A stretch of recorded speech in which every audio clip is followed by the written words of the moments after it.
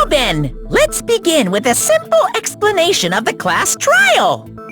During the class trial, you will present your arguments for who the killer is and vote for who done it. If you vote correctly, then only the blackened will receive punishment.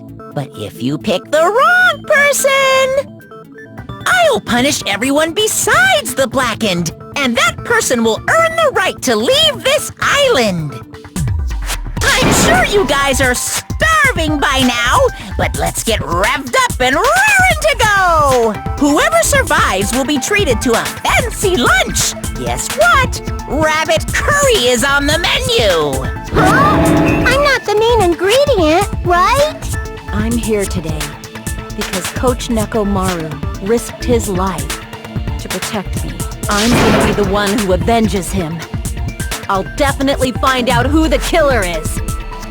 I'm definitely not tempted by curry. Got it? Akane! You seem to have an impressive amount of drool flowing from your mouth.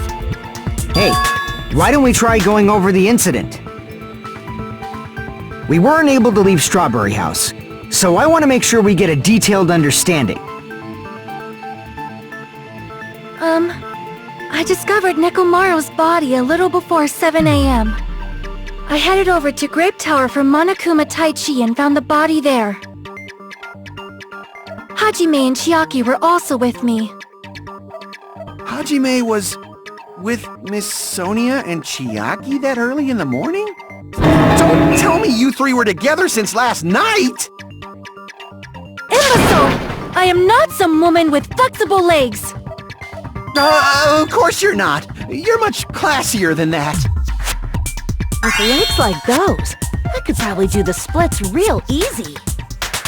We just happened to run into each other on the first floor of Grape House. We went to the tower together.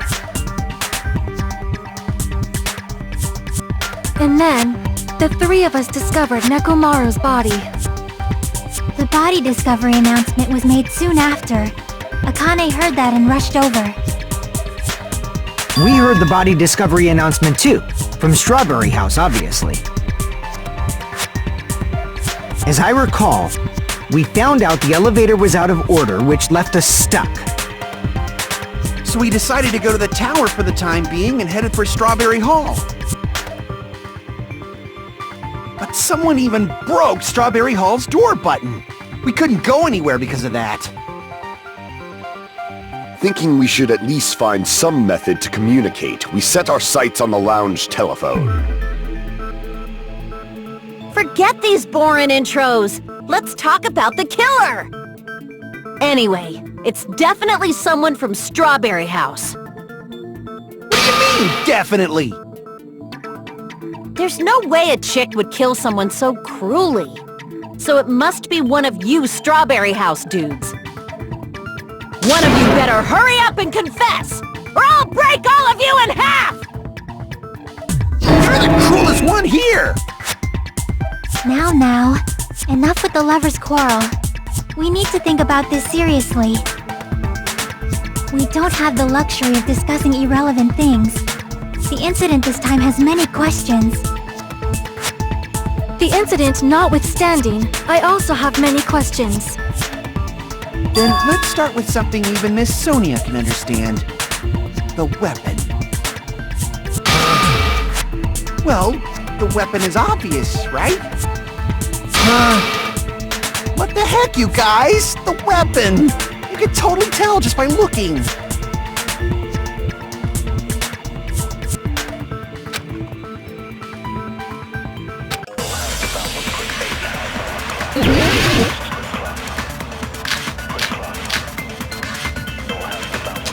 I guess we should figure out the weapon first. The weapon was right there at the scene of the crime! That pillar, huh? No, the hammer! The killer used that hammer and beat the crap out of him! No, that's wrong!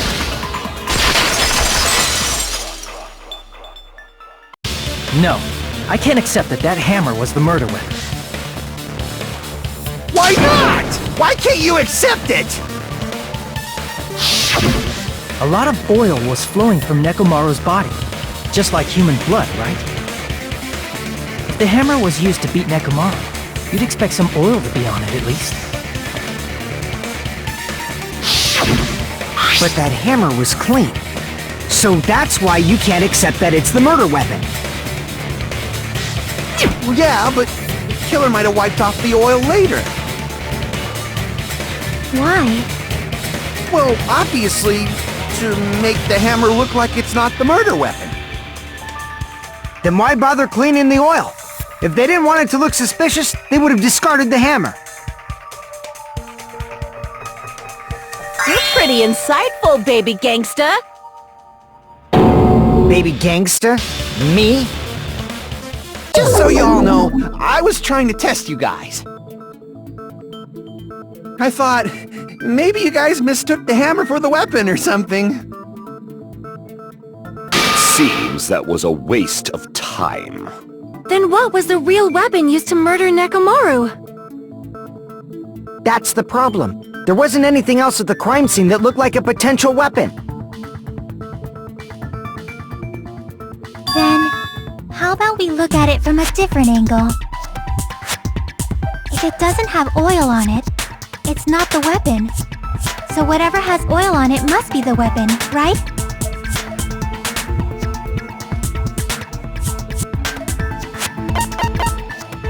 I see! The only thing with oil on it is that broken pillar. Then that pillar is the weapon! Coach Nekomaru got clobbered with that pillar! Nobody could withstand a blow from that pillar. Even if you used 100% of your muscle strength, it would be impossible to wield it as a weapon. Why? We tried to move it, right?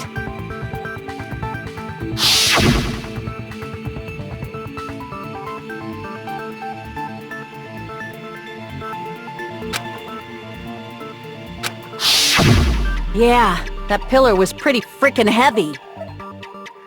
But there's one dude who could have lifted that pillar. Huh? Who are you talking about? Coach Nekomaru's robot body! With that dude's super strength, lifting a pillar would be real easy. So, he lifted the pillar, and then what? Did he use it to beat himself? You mean Nekomaru killed himself? Don't be stupid! He ain't the type to commit suicide! Then even if Nekomaru could have lifted that pillar, it has nothing to do with the case at all. Well, I guess you're right. What the heck?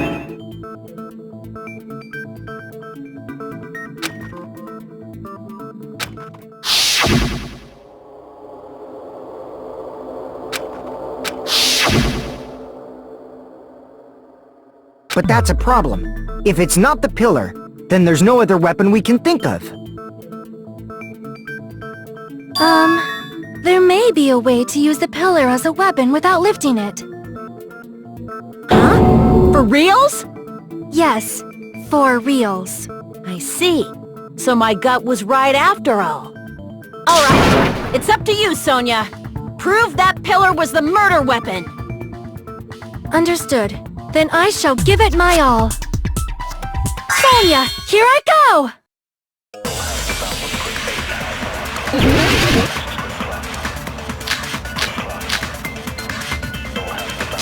There's no need to lift that pillar. If the pillar was not lifted, beating him with it is beyond a dream. What about tipping the pillar over? No, that's wrong!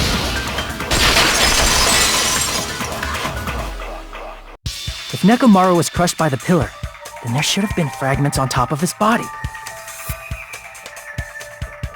Huh? Fragments? The pillar fragments were scattered beneath Nekomaru's body, but there weren't any on top of his body. If the pillar had been tipped over and crushed him, the fragments should have been on top of his body instead.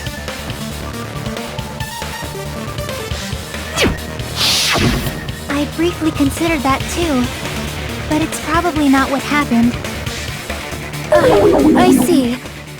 That was entirely My bad. If they didn't tip it over, then how did the killer murder Nekomaru with that pillar? How much longer are you gonna focus on the pillar? Just let it go already! There's no way I can let it go. I'm positive that Nekomaru was killed by that pillar. Why are you so certain about that? I just have a feeling. A feeling, huh? That's just your instincts. But we can't say for sure that that instinct is wrong, can we? There's another way to use that pillar to kill. You guys just haven't noticed it. Is that true? Then I shall ask you, what way is that? You guys, same as usual. You're unable to clear a path to the future with your own powers, so you just stand there and falter. What a waste of talent. And you all intend to fight the Future Foundation? You make me laugh. What did you say? Regardless, it's not like I want to die with the rest of you. So I guess I should lend a hand. Hey, Nagito. What the hell happened to you? How come you're not talking like a lunatic anymore? I've learned a valuable lesson. Ignorance is by far the greatest shame. What do you mean? Who cares? Just tell us how the pillar was used to kill! Well, first of all, the pillar itself is not enough. But when combined with a specific item, there's a way it could be possible. A specific item?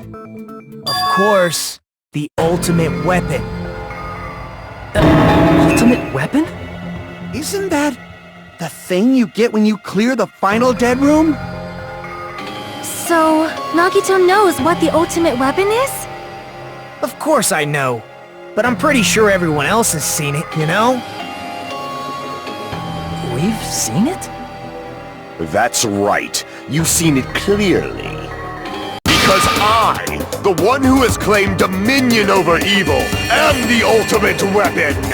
I am he who cuts the insolent catalyst which flows out from the chaos with the sword of victory.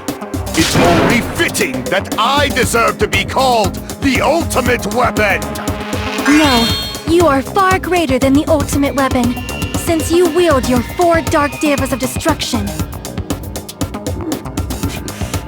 I see. I don't know why, but I'm not liking this. Cut the bullshit and say it clearly. What is the ultimate weapon? In order to clarify that, we first need to solve the secret of the funhouse. Huh? The secret of the funhouse? You still don't realize it? Jeez, get it together. You're supposed to be the symbols of hope, aren't you? Ah, I forgot. Except for Hajime, of course. Except for Hajime? If we make it out of this, I'll explain it to you guys. Anyway, we must first clarify the secret of the funhouse, right? Then I think it must have something to do with the structure of the funhouse.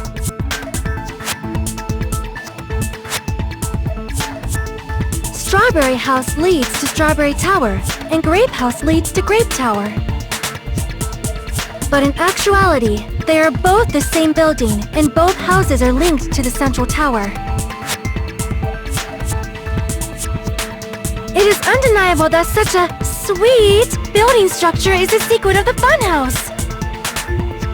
Man, not only does that make perfect sense, but Miss Sonia's beautiful voice is just so soothing. Faux show! I shall leave this matter to your discretion.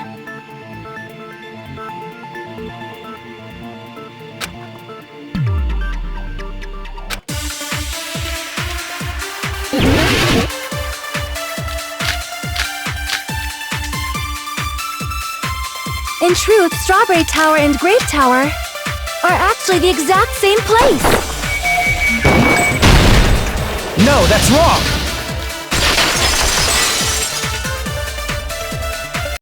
Both of those towers, are they really the same place? asking that now? Do you harbor a grudge because my kingdom destroyed your homeland? Hajime, I won't tolerate any sort of rebellion.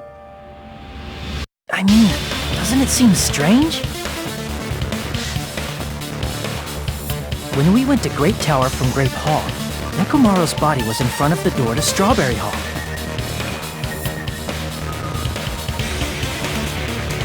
But when we went to Strawberry Tower from Strawberry Hall, his body was in front of the door to Grape Hall.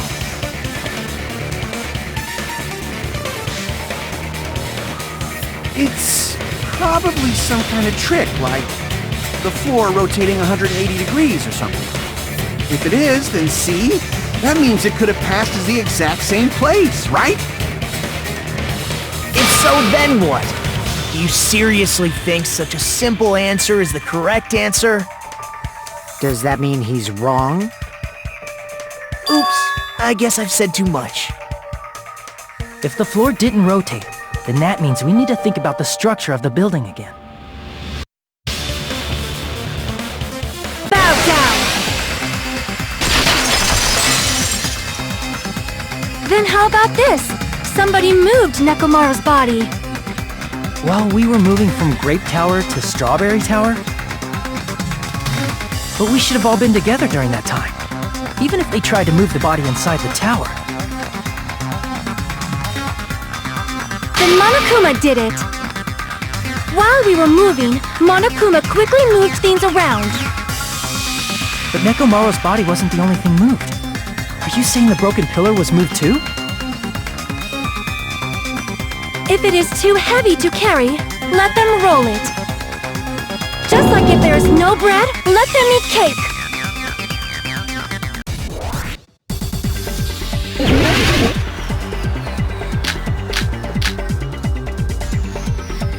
There are many different ways. The body and the pillar could have been moved. The pillar could have been rolled. And Nekomaru could have been moved. I decree it was Monokuma's doing. Moving the body and the pillar in such a short time. That might be hard even for Monokuma, don't you think? It seems you have forgotten. Monokuma is surprisingly strong, wielding the power of the future of the pillar, the body, everything at the crime scene. Allow me to cut through those words! Moving the body and pillar is possible, but it would have been impossible to move the oil on the floor.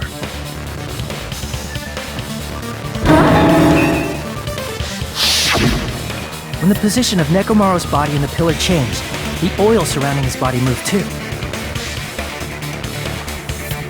Physically moving all of the oil like that is simply not possible, no matter how you look at it.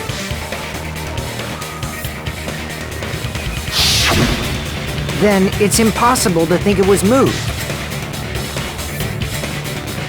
I am terribly sorry. I cannot believe I got so fired up. It's all right. A fired-up Miss Sonia is awesome to watch. So what really happened? Does that mean the two towers aren't the same building? We can't be certain of that either. Not when the experiment involving the handbook I left on the tower floor was a complete success. Yeah, the E-handbook was still there. That's why we thought the two towers were the same building. If they're not the same building, or two different buildings, then what are they?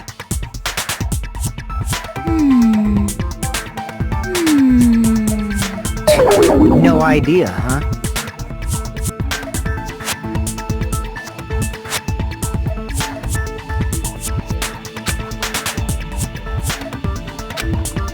Hey, Nagito. I thought it would come to this. I knew my turn was coming up. Fine. I'll tell you guys a big hint that can help you solve the secret of the funhouse. Give us the answer, not a friggin' hint! But then it wouldn't mean anything. I need you guys to do this class trial properly. It's also important for me because it will help me determine something.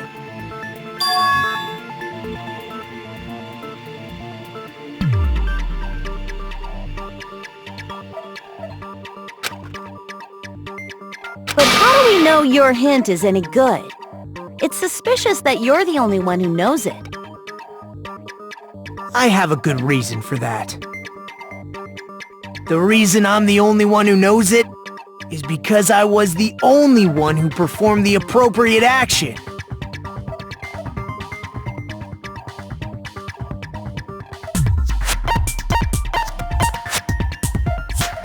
I see! You're talking about the final dead room, right? You cleared the life-threatening game there and found something, didn't you? That's right. The hint is what I saw after I cleared it. In the depths of the final dead room, there was a hidden room surrounded by concrete. And there, a small conspicuous window waited, all by itself. From that window, I saw some very strange scenery. Strange scenery? Instead of explaining it, it might be faster just to show you. At an opportune time, I found a perfect camera in the final dead room. You took a picture? Yep. See? This is it.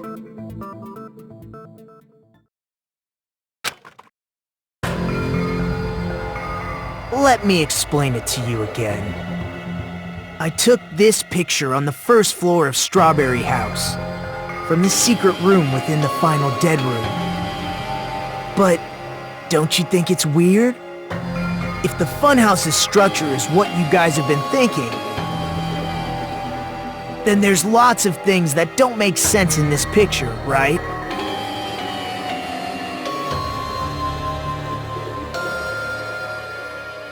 Then let's begin. Shall I call it thinking time?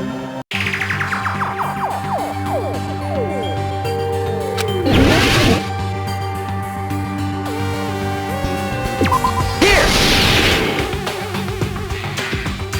If the structure of the funhouse is what we thought it was,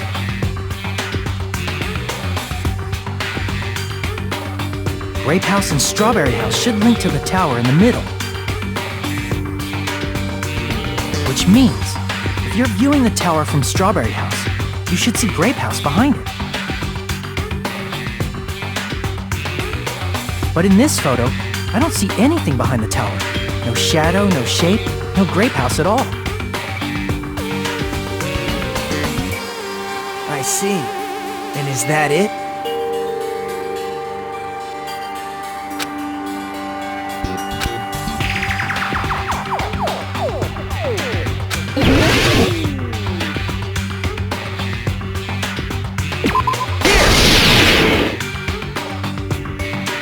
You said this photo was taken from the hidden room inside the final dead room, right? If that's the case, then that means it should have been taken from the first floor of Strawberry House. Yeah, it should have been. Then, this is definitely strange.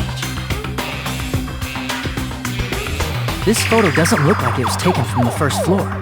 Angles suggest it was taken from higher up.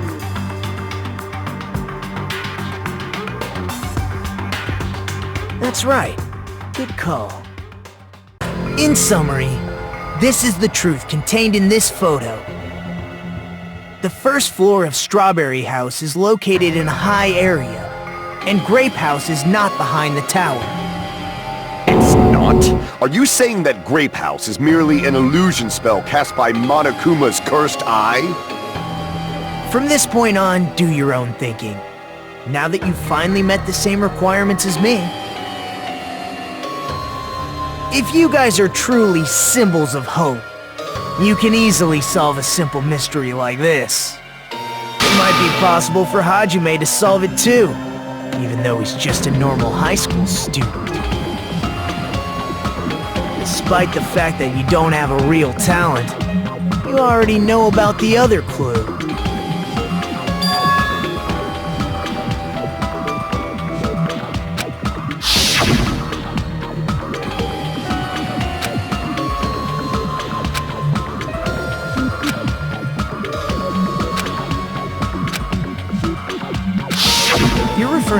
suddenly appeared on the second floor of Grape House, right?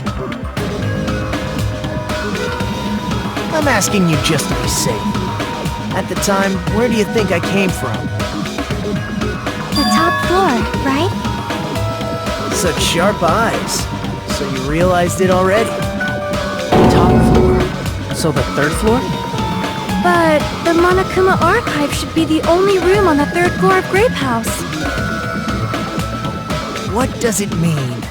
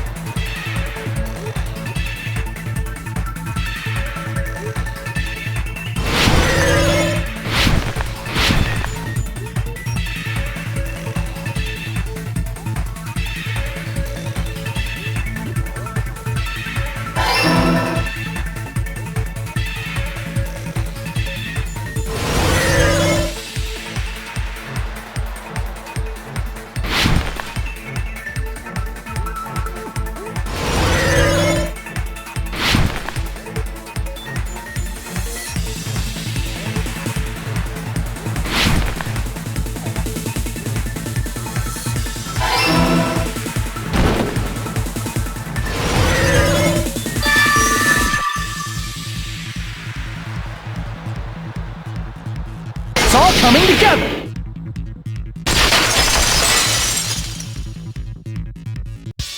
Got it. I know the secret of the funhouse.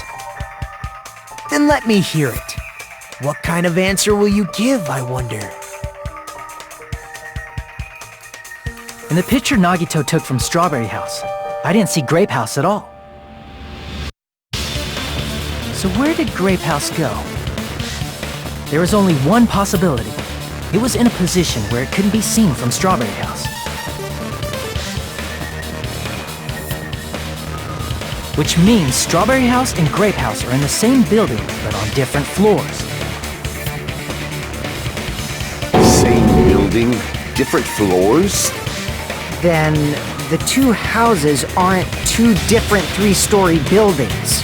They're actually one six-story building?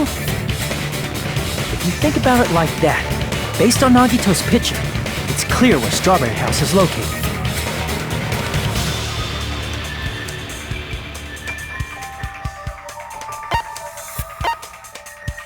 I see! On top of Grape House. That's where Strawberry House is located. Because of that, the photo taken from the first floor of Strawberry House was at a high angle. Altogether, this means the first floor of Strawberry House is also the fourth floor above Grape House. Oh, snap! I never expected that the two houses were connected vertically. But what about the shape of the building? The two houses were completely different shapes. Strawberry House is four-sided, and Grape House is six-sided, right? It never occurred to us that they were the same building because it was structured with two different shapes.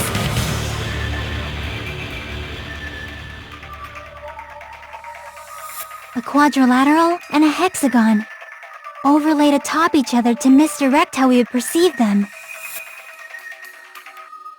And it worked, didn't it? Disregarding the tower, we fully believed the two houses were two separate, distinct buildings. in order to conceal the unique design of the funhouse. Monokuma put us to sleep so we couldn't look at the outside of the building when he brought us to it. You've just been Kuma'd! Don't you think a building full of so many surprises totally deserves to be called a fun house?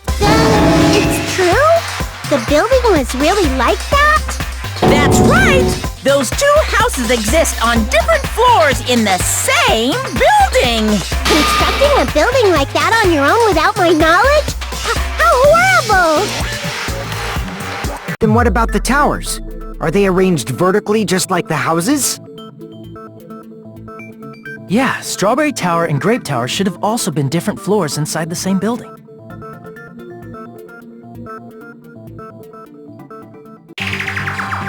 Just like Strawberry House was on top of Grape House.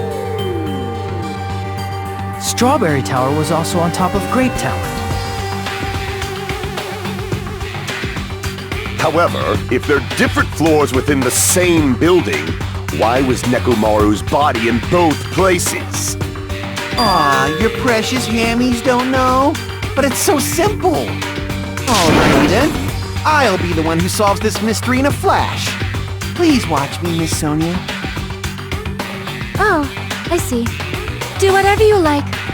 I'll definitely make her watch me. I'm gonna stand out till she notices me!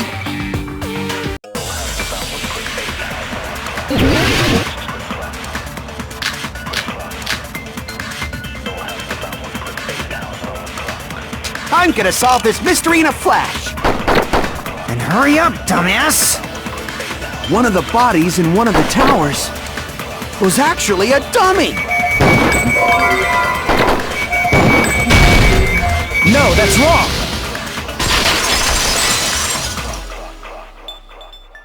Nekomaru's body wasn't a dummy. That can be proven by Kazuichi's account. Me? Remember? When we moved from Grape Tower to Strawberry Tower, we thought the body had moved. And that's when you said,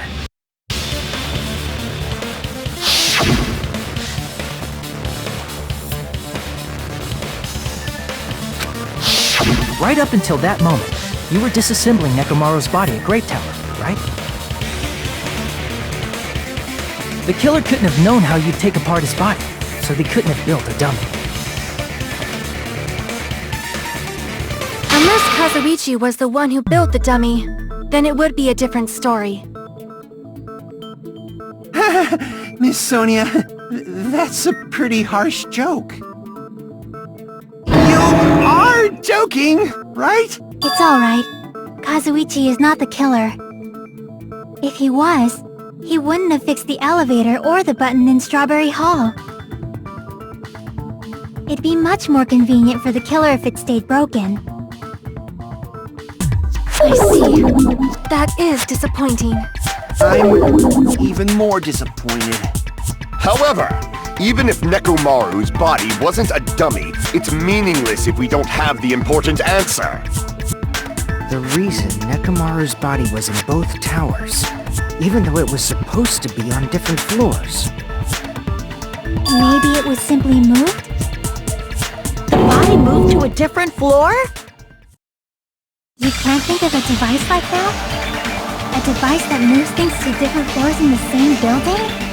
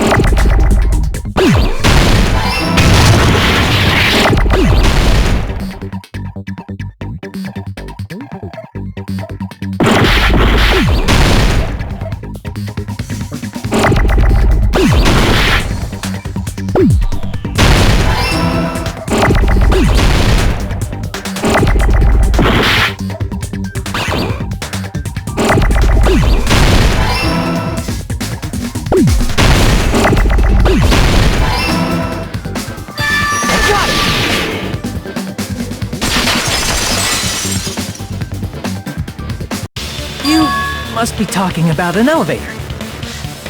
What? Are you saying Nekomaru's body was transported using an elevator? Where the hell is this elevator anyway? It's the tower itself. The inside of the tower is one big elevator. Which means the tower was designed so that the whole room goes up and down like an elevator. So whether you enter from Strawberry Hall or Grape Hall, it all leads to the same room, right? So that's why we could only enter it from one side or the other. Now that you mention it, sometimes when I pressed the door button, it took a while for it to open. I see.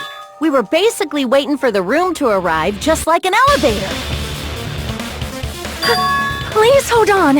If the inside of the whole tower ascends and descends like an elevator, then why is there a picture of a strawberry on the far back door when you enter from Grape Tower? And a picture of a grape on the far back door when you enter from Strawberry Tower. If the room just moves up and down like an elevator, there's no reason for the doors to change. Plus, after the incident, the far back door in Grape Tower had chains wrapped around it, right? But when we entered Strawberry Tower, those chains were gone. Not just that, but if I remember correctly, even the doorknob was broken off. There are too many strange things. Was that tower really an elevator? When you see people and things, make sure you focus on the good parts instead of the bad. What did you say? So, let's put aside what's changed and focus our attention on what hasn't. Why do we have to do that? It's fine. Come on. What does everything that hasn't changed have in common?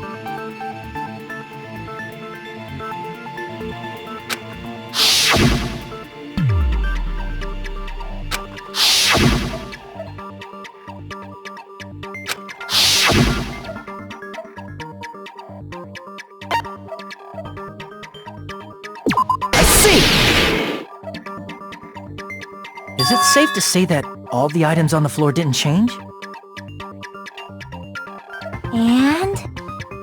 And?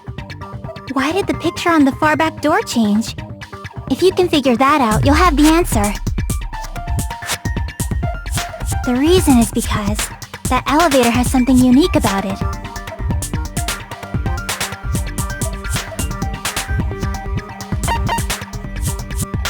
I see! So that's it. The elevator was designed so only the floor moved. Only the floor moved?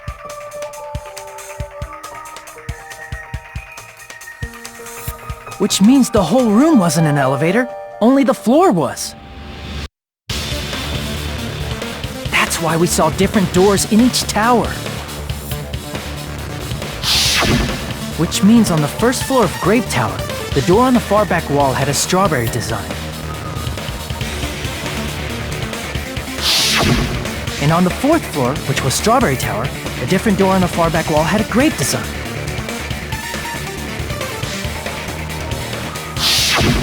Then, where do the different floors lead?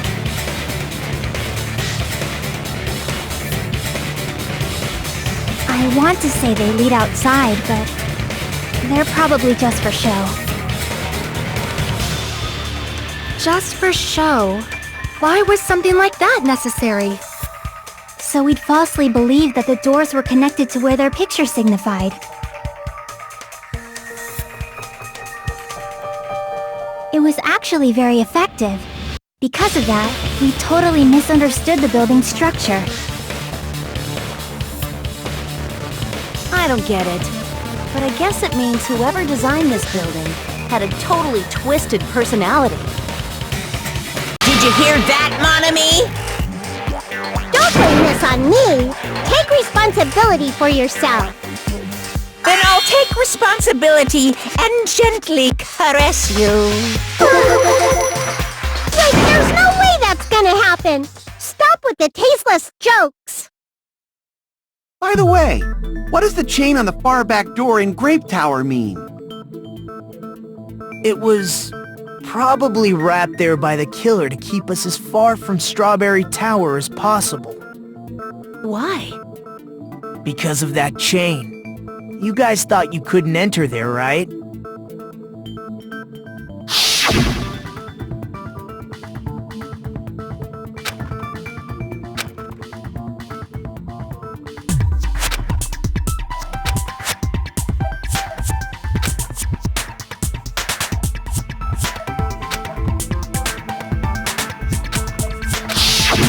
The killer destroyed the Strawberry Hall button, so we'd stay away from Strawberry Tower. Everything was done to tamper with the evidence, so we wouldn't find out about the secret of the funhouse. The appearance of a body in the tower would contradict what we thought we knew about the building. In that situation, if we'd gone to Strawberry Tower, we'd have seen that contradiction firsthand. And using that as a clue, we might have discovered the truth. The truth that the two houses and the two towers are actually one complete vertical building. The killer wanted to keep us from learning that. That's why they made us stay away from Strawberry Tower. They destroyed the button and wrapped a chain around the door just for that? Would it really have inconvenienced the killer if we learned the true structure of the building? It would have been a major inconvenience. After all, this funhouse is strongly connected to the ultimate weapon that killed Nekomaru. Hold on. You're progressing much too quickly. There's still a contradiction concerning the building structure. What a pain. It's fine already. Gundam, please proceed. You said earlier that Strawberry House and Grape House are connected vertically, right? If so, how does the contact elevator supposedly transport us from one house to the other? If that elevator moves vertically, then when your back is facing the elevator, both towers should be on the same side. But does this reflect reality? Inside Grape House, Grape Hall is on your right when your back is to the elevator. And inside Strawberry House, Strawberry Hall is on your left when your back is to the elevator. Which means the houses are on exact opposite sides of the tower. Answer me, fiend! What does this mean? What does this mean?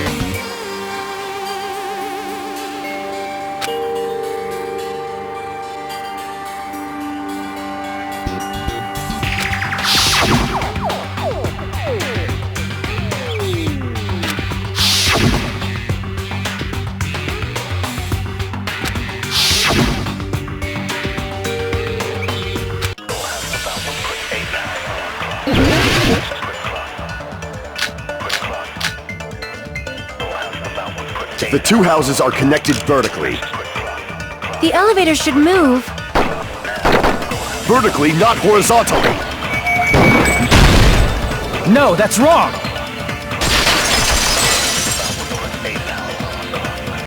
The elevator wasn't just moving vertically. Isn't that right, Kazuichi? Huh? Me? Come on, you used the elevator while you were holding that compass Nagito gave you, right? Ah, that. Yeah, it was pretty strange. From start to finish, somehow the compass needle rotated 180 degrees. Rotated 180 degrees? Meaning, As the elevator moved between the two houses, it also rotated 180 degrees. It was probably following the building's perimeter as it rotated to the other side. Which means the exit would be on the opposite side once you arrived at the other house, right? And thanks to that, the tower we saw on our right side when we arrived at Grape House appeared on our left side when we were at Strawberry House.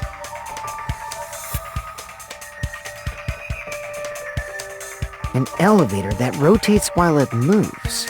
Is that even possible? It's like something from an amusement park. Well, a funhouse is an amusement park attraction, you know.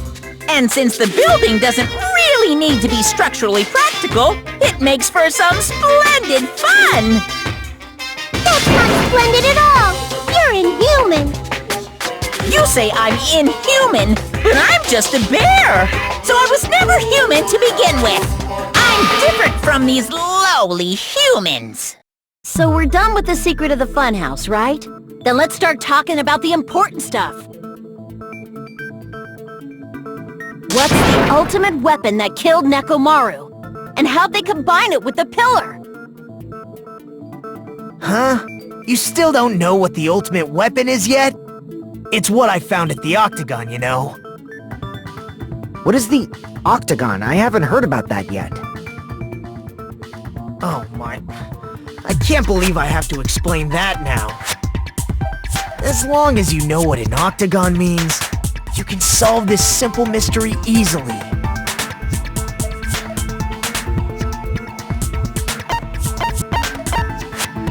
I see! If I recall, an octagon is a shape with 8 sides, right? I didn't expect you to know that.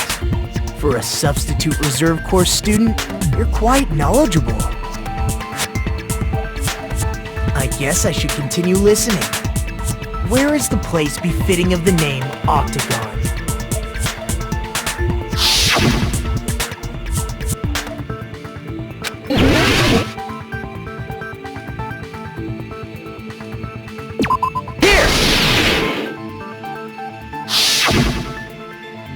You're talking about the secret room surrounded by concrete in the depths of the final Dead Room.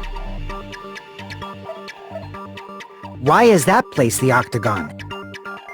You know how the 4-sided strawberry house is on top of the 6-sided grape house? If you cut a 4-sided shape out of a 6-sided one, you get 8 edges. It becomes an 8-sided shape. That's basically the gist of it. The true identity of the Octagon is that secret room in the depths of the final Dead Room. In actuality, that place contained various weapons. Then the ultimate weapon was there too? That's a little different. I learned the true identity of the ultimate weapon at the Octagon. Learn? The true identity of the ultimate weapon is the funhouse. Which means the killer used the building structure as their weapon and killed Nekomaru. Like me, the killer probably realized the secret of the funhouse from the scenery. And then thought of a way to kill making use of the building structure. The funhouse itself is the weapon, so they killed using the building structure? That's why the killer tried to keep us from learning the mystery of the building. But more importantly, using the building itself as a weapon? Such a spectacular crime. It truly deserves to be called the ultimate weapon.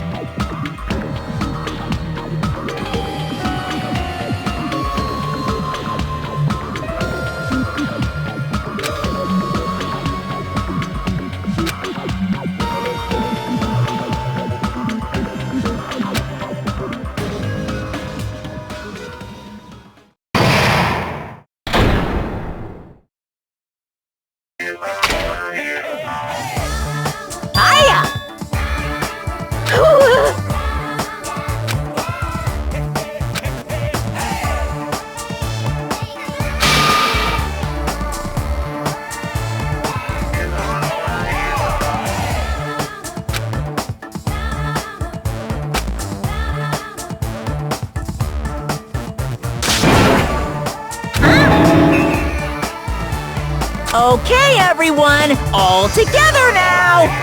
Mon ami is a serious stoufatly.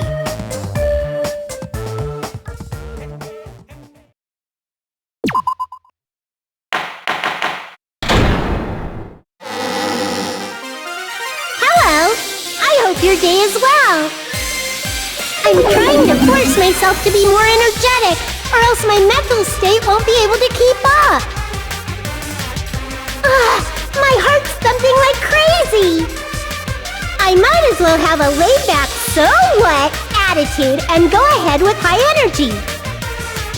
Yeehaw! But be careful that your batteries don't run out for various reasons. And just like I say each time, don't forget to save frequently!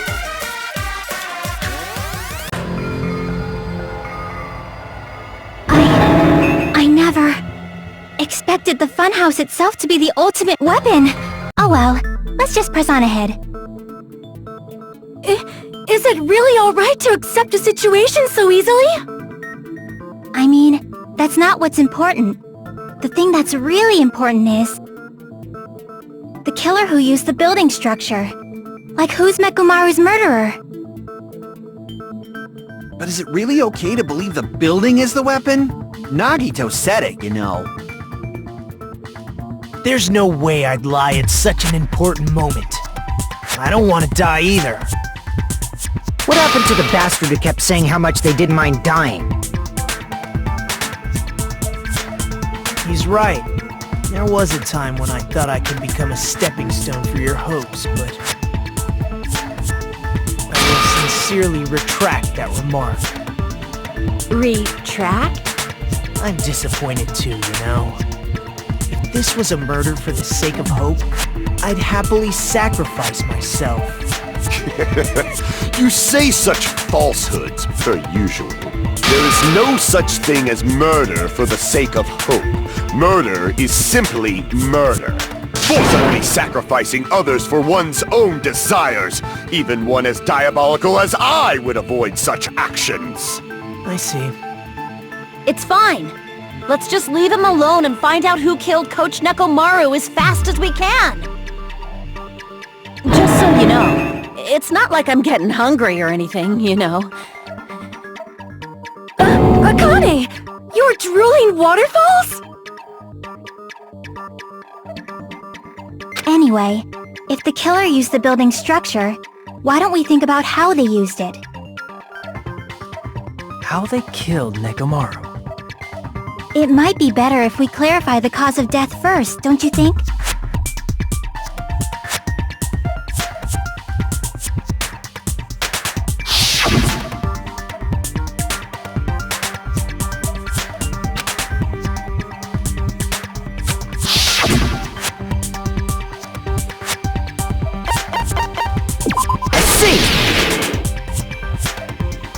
That's it. I think he might have died from falling. Died from falling?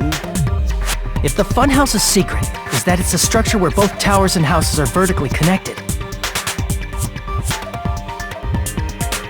then the killer made use of its height and caused Nekomaru to die from falling. Are you saying they pushed him off? Where'd they push him off from? That I don't know yet. Don't just make things up when you don't know the method. Where in that building would you even be able to push someone off in the first place? It might be possible in the tower. You could push him off the 4th floor when the elevator is on the 1st floor. Did you forget how the elevator functions? When it's on the 1st floor, the door on the 4th floor won't open. Saying he died from falling is truly incorrect. You should burn in the flames of hell. But my gut is going crazy right now.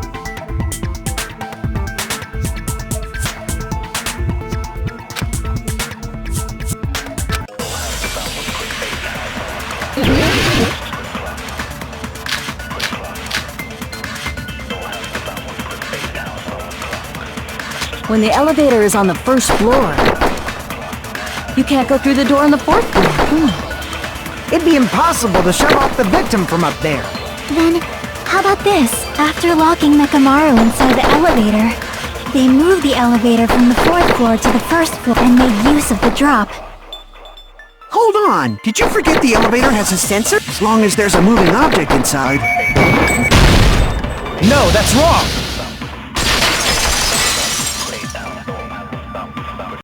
That sensor should only work if something is moving. If Nekomaru wasn't moving inside, the elevator sensor wouldn't have detected anything. Could it be his sleep mode? When Nekomaru's goodnight button is pressed, all of his functions shut down, and he enters sleep mode. If he's in sleep mode, the elevator sensor wouldn't have noticed it, right? I see. So that's how... However, even if they moved the elevator in that manner, Nekomaru would have just moved along with it. There would have been no drop for him to fall and die from, yes? That's what I was about to explain, before Kazuichi interrupted me. Silence, pest! Now you're calling me a pest?!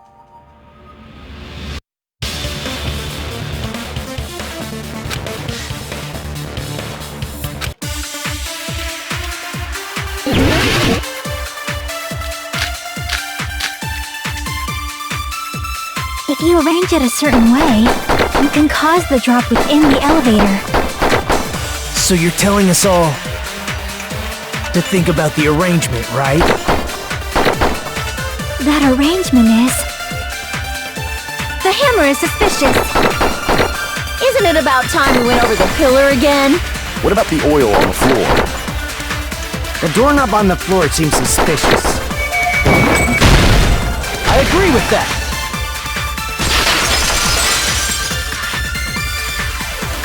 Didn't the doorknob have scrape marks on it? That might have been where it got scraped by the wire. Is that the same wire that was tied around Nekomaru? The tip of that wire was tied into a loop. If the elevator moved while that loop part hung from the doorknob...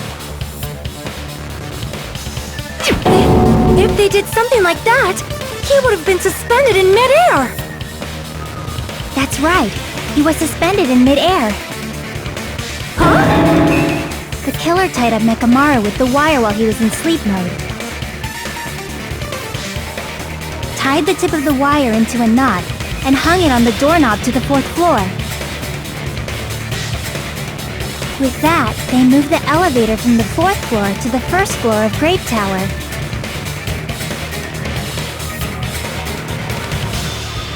And suspended Nekamaru in midair. That's right! He was so well hung! Kinda like... You better not finish that sentence!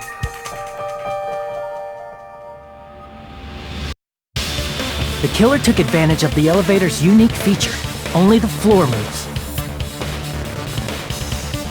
By doing that, they created a drop so Nekomaru could fall to his death. Too easy! So what if they created a drop? There's no way you can make him fall and die with just that! Why? If Nekomaru is suspended in midair like that, then how do you get him to fall? Because if he's suspended in midair, he won't die if he doesn't actually fall.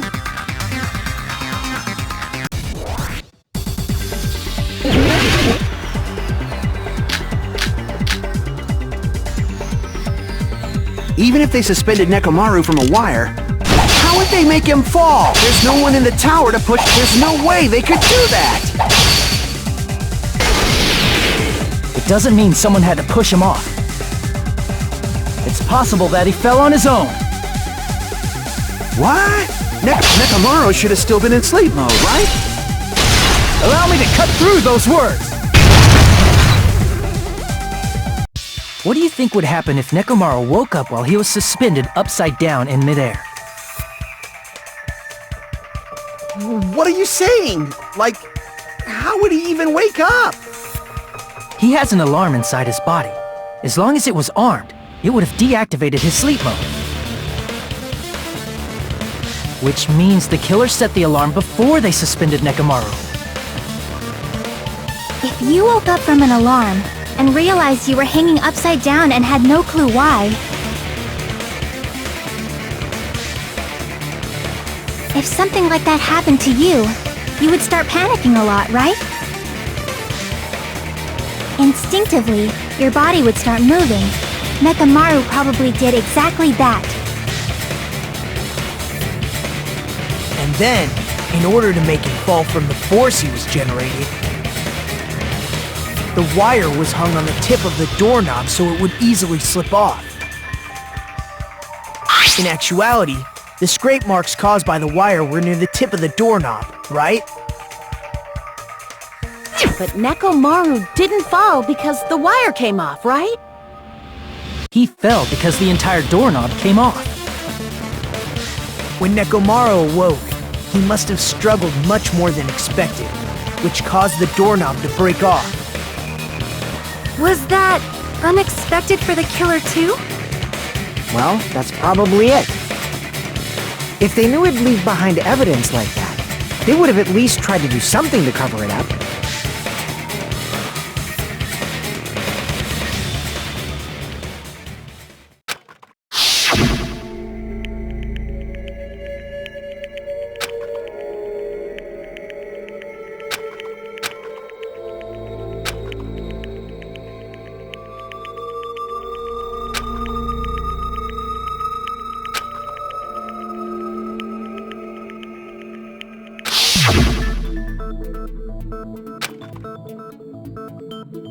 I see. So that's how Nekomaru fell to his death. Do you finally understand now? Yeah.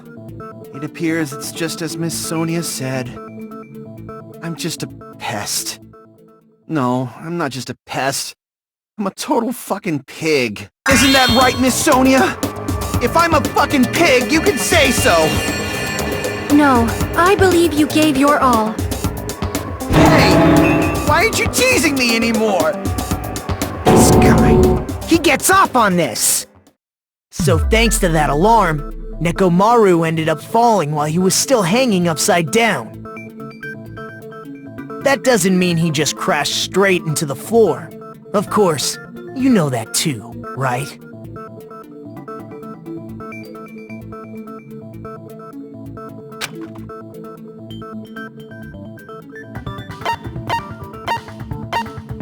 I see! When Nekomaru fell to the floor, he ended up colliding with the pillar. Isn't that it? Finally, the pillar! So that's how the pillar shattered, and why oil was spilled all over the place. See, I told you the pillar was the weapon. My gut was totally right. Well, the pillar was a bonus. It's not even clear if the killer intended that, or if it was just a coincidence. At this point, it is quite difficult to find a clue that will lead to the killer. Then what about the alarm? I'm positive the alarm was set for 7:30 a.m., and if we map it out from there... Hold on, baby gangsta! Stop calling me baby gangsta! What'd you just say? Did you say the alarm was set for 7:30 a.m.? You didn't check it yourself? Nekomaru's alarm was set for 7:30 a.m. Nah, that's impossible. Because even though I slept in a little, I still got to the tower at 7 in the morning. Now that you mention it, so did I! There was no way I could be late for Monokuma Taichi, so I left for Grape Tower before 7 a.m. And if we found Nekomaru's body there, it would have been before the 7:30 a.m. alarm went off. It appears yet another contradiction has been birthed. How were you able to discover Nekomaru died at 7:30 a.m. when you went to the tower at 7? That's what I want to know!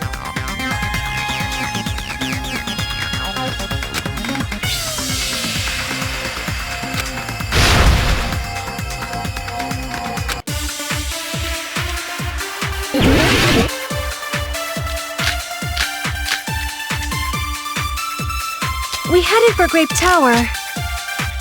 Before 7 a.m., I am certain.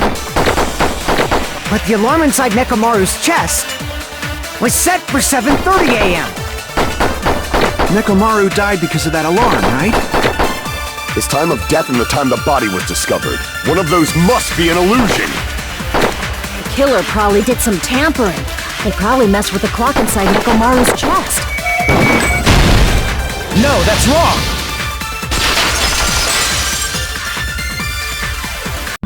No, the clock inside his chest was a radio clock, so it would have been impossible to mess with. So you're saying there's no way the killer could have tampered with the clock? Maybe the clock Miss Sonia saw was the one that got tampered with. The clock inside Grape House? No, I checked all the clocks inside the funhouse. Oh, that's what I asked you to do. So you really listened to me and checked all the clocks.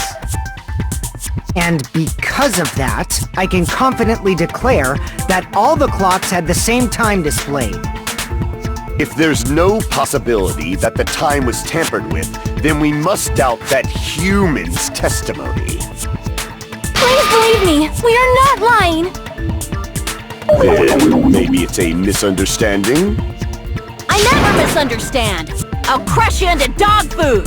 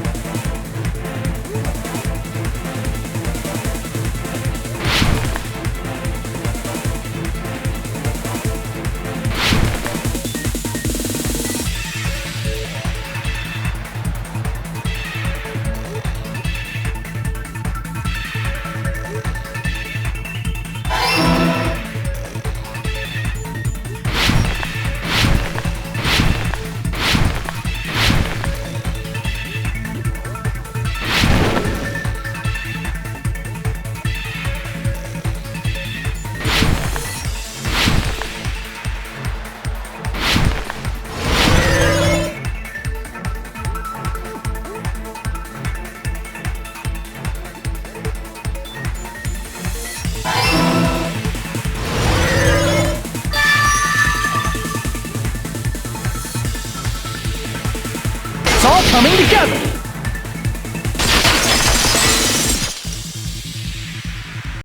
You said you checked all the clocks inside the building. Isn't that right, Fuyuhiko?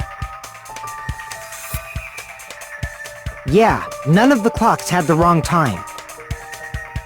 But what if all those clocks have been messed with? What? All the clocks? So even if you checked all the clocks inside the building, there's no way you'd have noticed it. I see. So the killer messed with the time inside the whole building by changing all the clocks.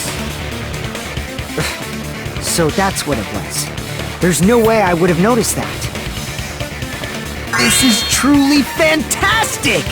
Now's not the time to be pleased. More importantly, how much was the time off?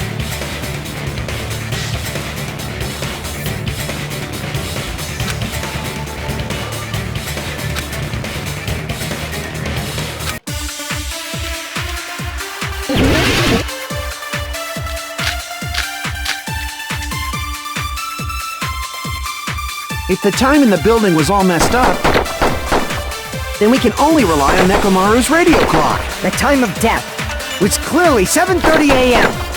The problem is, what time would 7:30 be in our time? Are there any clues that can be used to narrow that down? If only I heard the sound when he fell. I agree with that.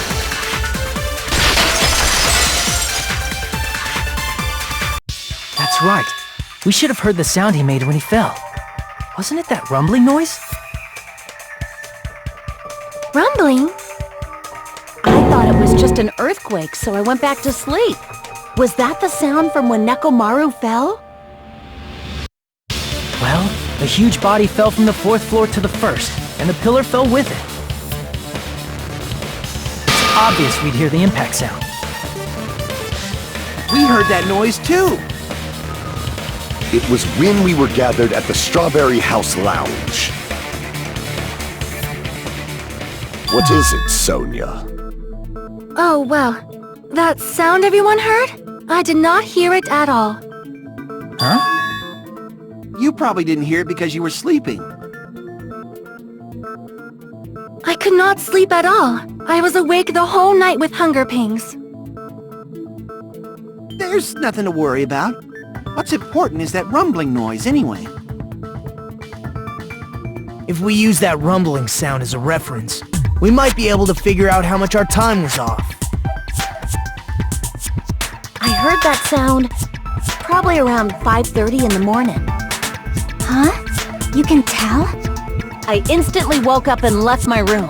And that's when I saw the clock in the lounge. Excellent work, Akane!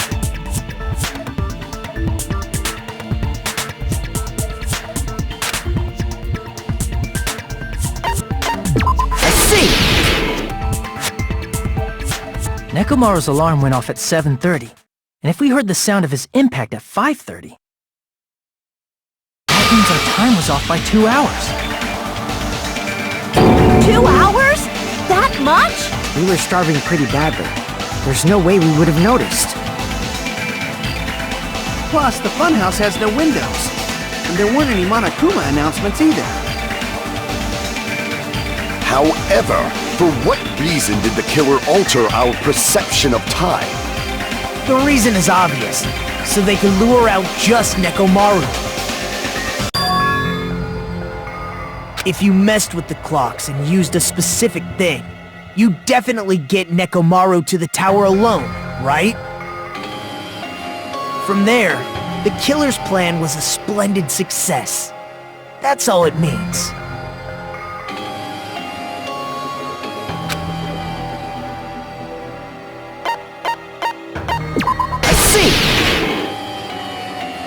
That's it! The killer made use of the Monokuma Tai Chi activity in the morning. How did they use it? We were required to go to Great Tower every morning at 7 a.m. for that activity, right? But if they messed with all the clocks inside the building, what would that do to us? We wouldn't be able to attend on time, but that wouldn't affect Nekomaru. His radio clock had the exact time. That's right. In doing so, the killer was able to lure him to the tower by himself at the precise time. Then, when I witnessed Nekomaru early in the morning...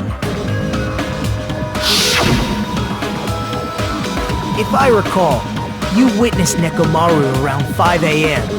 And if that time was also 2 hours off, it should have been 7 a.m. Yeah, that's pretty much it. At that time, he was heading over to Monokuma Tai Chi, right on schedule. I see. Now that I think about it, I realize what Monokuma meant when he said those words. Too early! He didn't even ask you yet!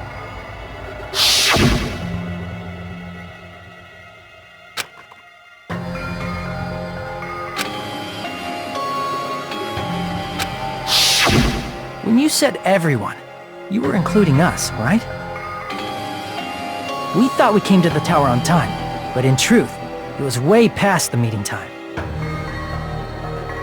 Ah, jeez! That's, well, how should I put it? What was it? You know, tripping over a foot, or something like that. Are you talking about tripping over someone else's fault? Wrong! Too bad! Liar! I'm right! That's not it! It's incorrect! That's definitely the correct answer. You always get so stubborn like this. Let's just ignore the peanut gallery. Now that we've found out how the killer lured Nekomaru, the number of suspects has drastically decreased. Hey, why would that decrease the number of suspects? Don't be a friggin' liar! You'll know I'm not lying when you listen to what Fuyuhiko's going to say next. Huh? What the hell do you mean?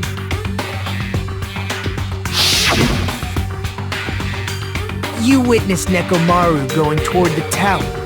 Did something else happen after that? Are you talking about that alarm? Alarm? A little while after I witnessed Nekomaru, the clock in the Strawberry House lounge started going off. Plus, it was just before that rumbling sound occurred. That's it. So that's what it is. If Nekomaru died when the rumble happened, then whoever doesn't have an alibi at the time is the prime suspect. Really? Was there anyone who didn't have an alibi at that time? I remember now. The sound was so loud I couldn't help bolting from my room. But there was one guy who never left the lounge. We were both on the same floor. It's pretty weird that bastard never came out of his guest room. Which means that person does not have an alibi for when Nekomaru fell? Who is it? Who's the bastard?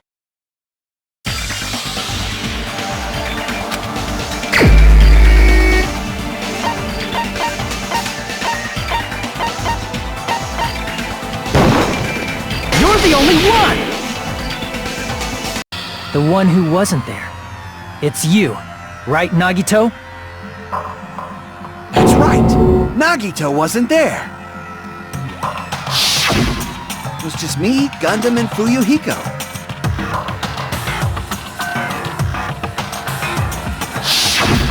You didn't come out, even though the alarm was going off like crazy. You weren't in your room, were you? If that's the case, where were you?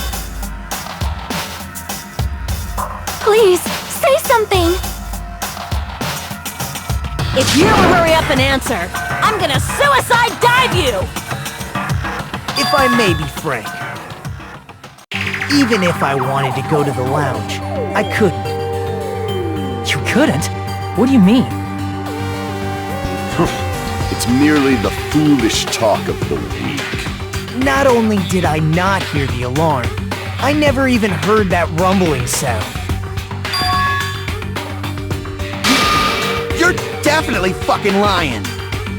However, that is also true for me. It is obvious that I did not hear the alarm in Strawberry House. But I did not hear the rumbling sound either. Is that not strange? I mean, everyone else heard it. To be honest, it's not just them. The same goes for me too. I was in a pretty deep sleep, so I thought that's why I couldn't hear it, but it wasn't that. I probably couldn't hear it at all. Couldn't hear it? What does that mean? You still don't know. Think about what the three of us who didn't hear a sound have in common, and I'm sure you'll figure it out.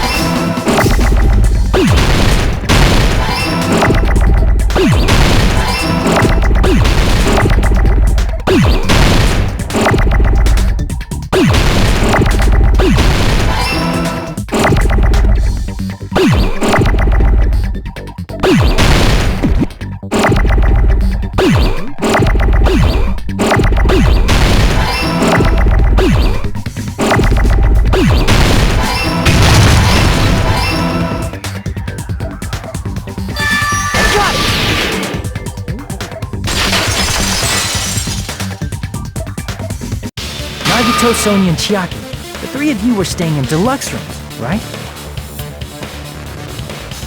If I recall, the deluxe rooms are...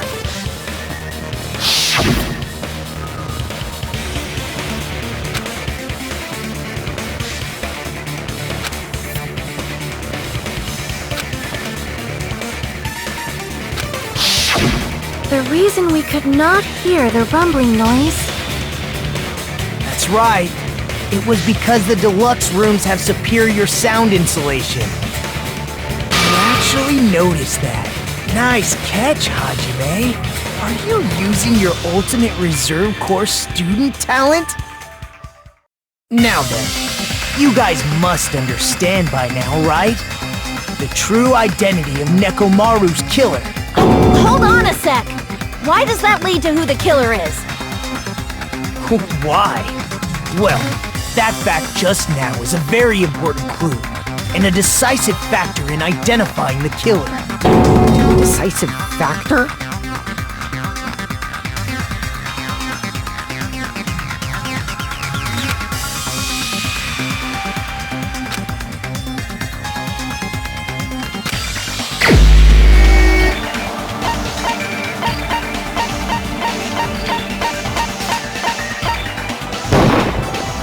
The only one!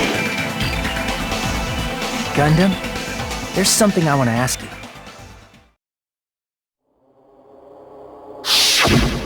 When the alarm rang at the Strawberry House Lounge, you rushed over there too, right? What's wrong with that? If the bell of catastrophe rings throughout the night, it is the universe's providence to stop it. Why were you able to hear it? Hear what? I mean, you were also staying in a deluxe room, right? Nagito was staying in a deluxe room in the same house on the same floor, and he couldn't even hear it. So why were you able to hear that alarm? Now that you mention it... Gundam? There is only one possibility. You weren't in your room at the time. That's why, even though you were staying in a deluxe room, you still went to the lounge. Am I right? Gundam, you have some sort of explanation, right? Gundam probably couldn't return to his room because of Fuyuhiko. Me? After you saw Nekomaru heading to the tower, you stayed at the lounge for a while. Am I correct? Until the moment that alarm started ringing, right? If you were in the lounge for that long, the killer who had left earlier obviously wouldn't be able to go back. Even though Nekomaru's murder was a death trap that utilized the alarm in his chest, the killer still needed to prepare the murder in advance. Like putting Nekomaru in sleep mode and tying him up with the wire. In order to do that, the killer needed to be waiting for Nekomaru at the tower.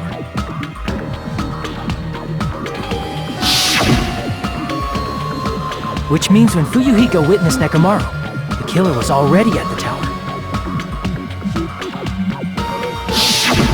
And once they tried to go back, they couldn't because Fuyuhiko was at the lounge. In their original plan, the killer should have returned to their room before the alarm in the lounge went off. And they were supposed to stay in their room. They weren't planning to come out and go to the lounge. Which means they wouldn't have heard the alarm or the rumbling sound, thus proving they were in the room. Just like us. The best case scenario would have been if those two in the lounge had gone to check the deluxe rooms. After all, if they personally saw the killer sleeping in their room, it gives the killer a stronger alibi. Unfortunately, they failed to secure that alibi. Because I was in the lounge. So the killer couldn't go back to their room, and ended up hearing the lounge's alarm.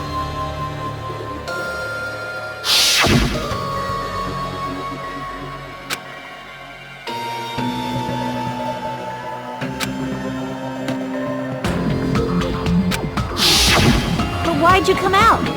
You should have hid till the excitement died down. If Gundam tried to hide, and if those two went to his room to check on him, he would have been found out. That would have been the worst possible outcome. That's why he couldn't just stay hidden.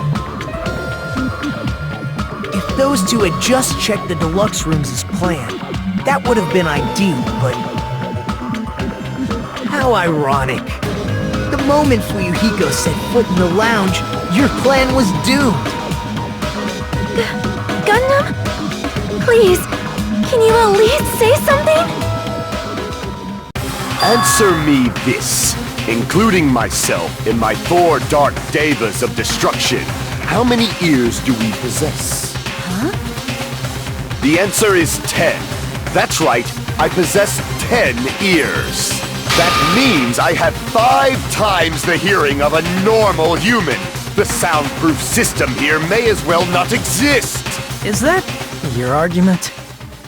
You bastard! Do you understand the situation you're in right now? Do not panic. The truth shall now commence. At the time, I left my room to go to the bathroom. By coincidence, I heard the alarm.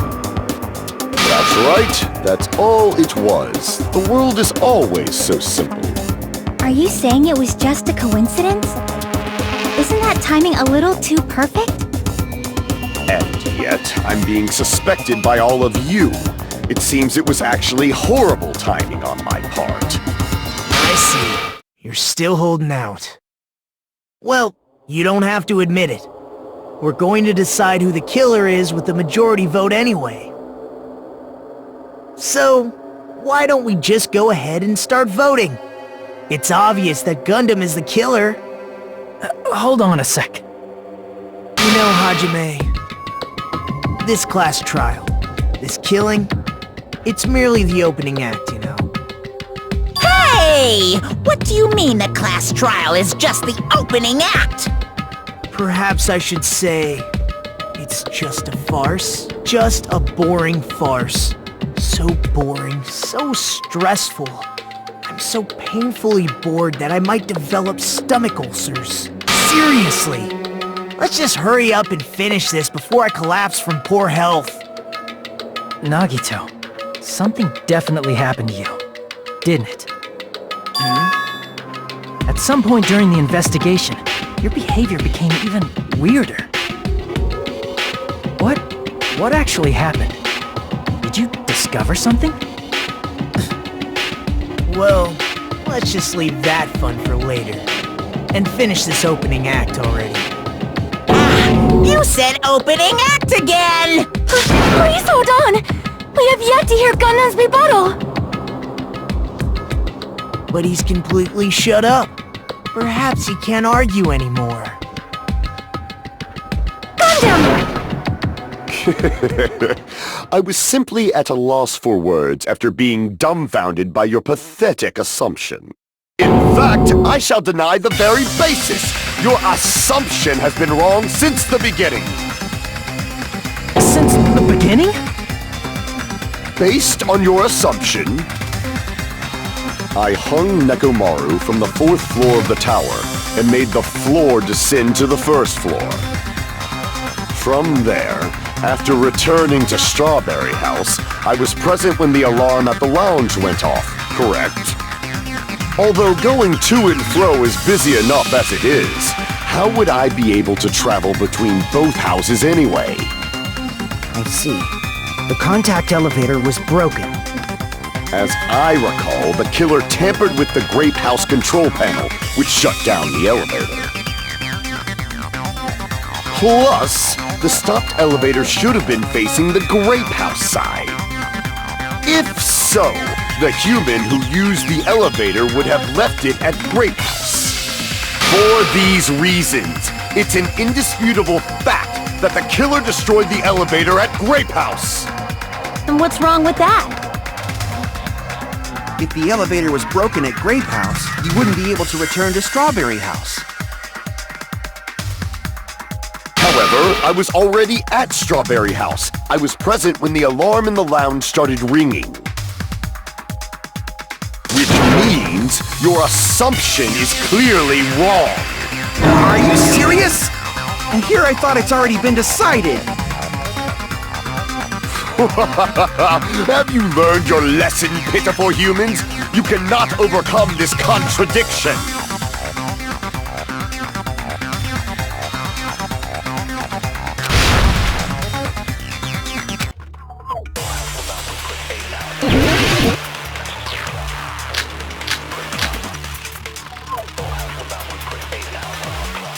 That elevator was the only means of travel between the two houses.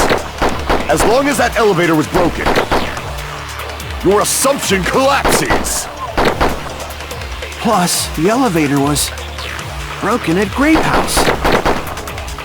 If the killer cannot return to Strawberry House... Since I was at Strawberry House at that time, there's no question that the following crime is impossible. It would have been different if they had an accomplice. Or if there was a secret passageway. How much longer do you plan to lecture me? Why don't we stop this already?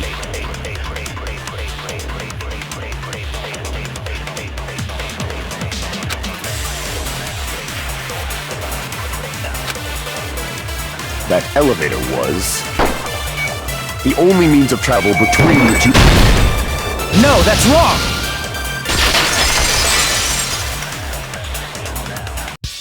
No, there should have been another way to move between the two houses without the elevator. Such a method does not exist! Then why don't we ask the person who actually used that method?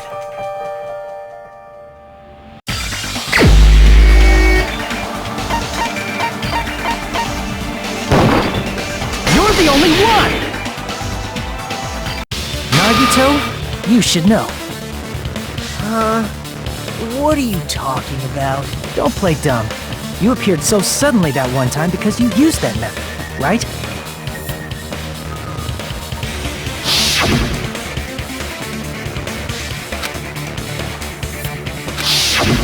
There's a secret passage connecting the first floor of Strawberry House to the third floor of Grape House. Isn't that right? Jeez. Once again, I let the reserve course show off. But you're right.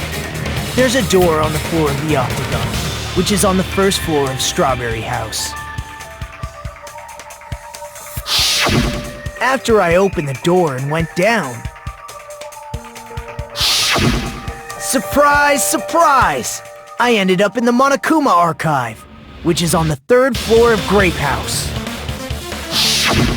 Meaning, the third floor and the fourth floor are actually connected.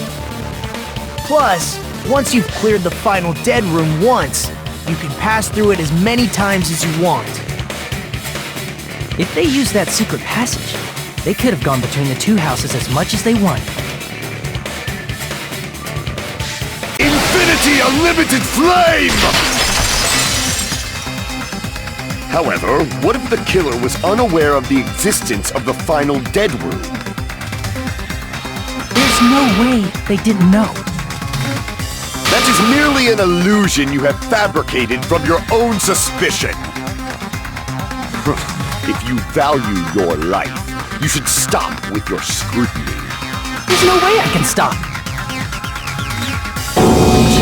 Did you say? Don't make me angry! You wouldn't like me when I'm angry!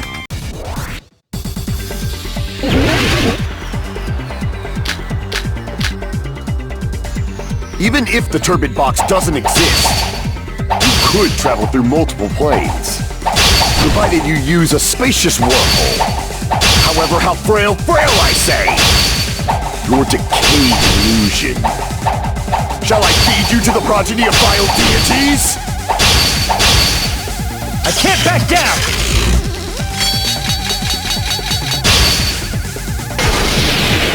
I I already proved a secret passage exists.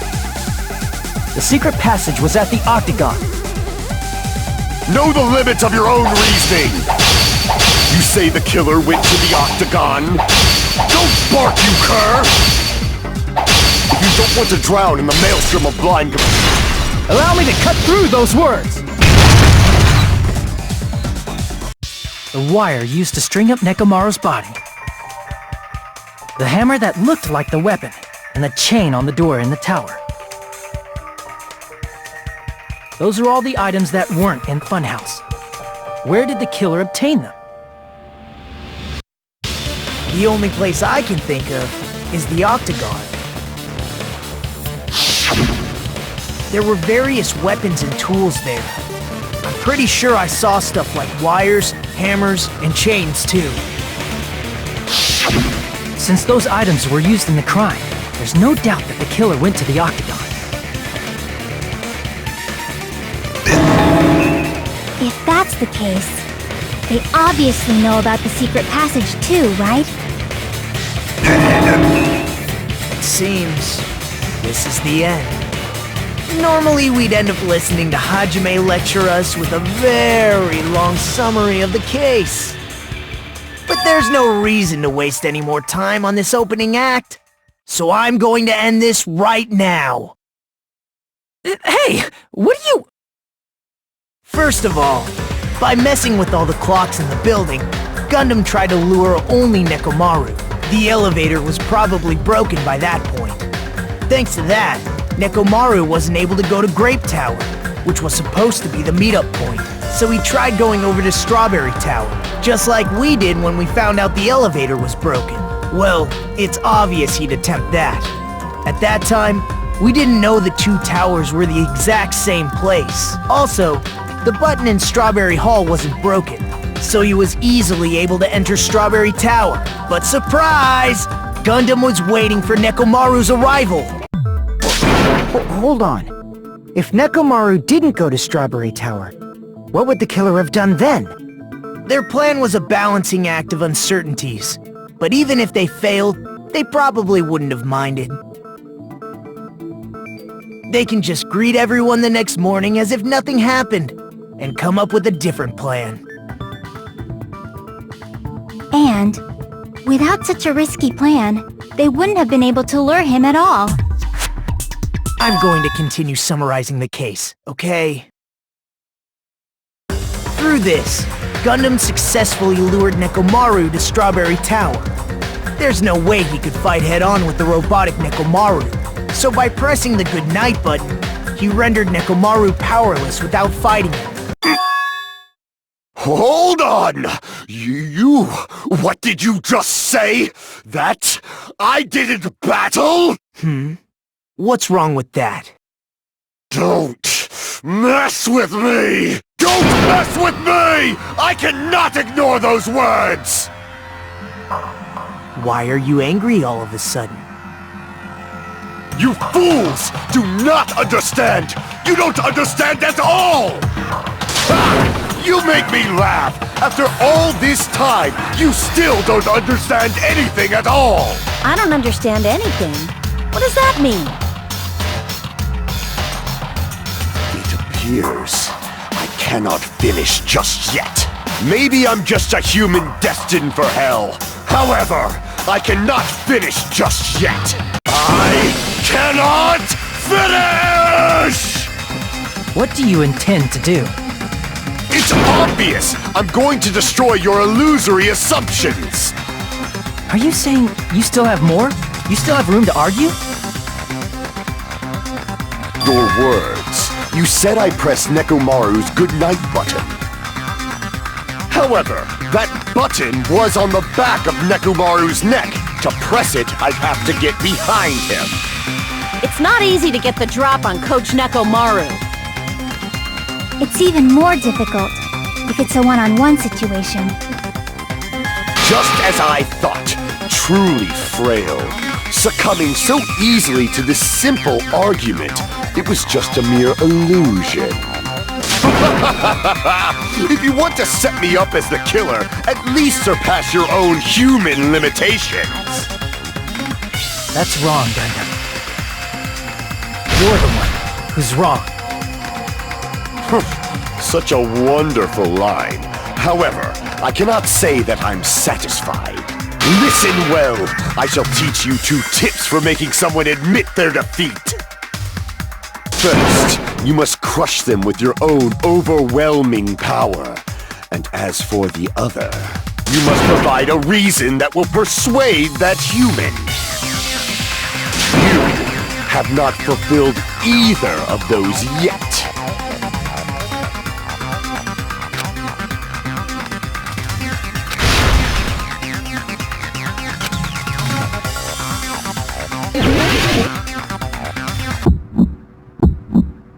I won't let you! For the Tanaka Empire! Wither! Crush as David prophesies! I won't let you! For the Tanaka Empire! Wither! Crush as David prophesies! Show me the cadaver! I won't let you! For the Tanaka Empire! Wither! Crushed as David prophesies! I won't let you! For the Tanaka Empire! Wither! Crushed as David prophesies! It's Nekomaru's back! Do you really think I can get behind him so easily? This is the end!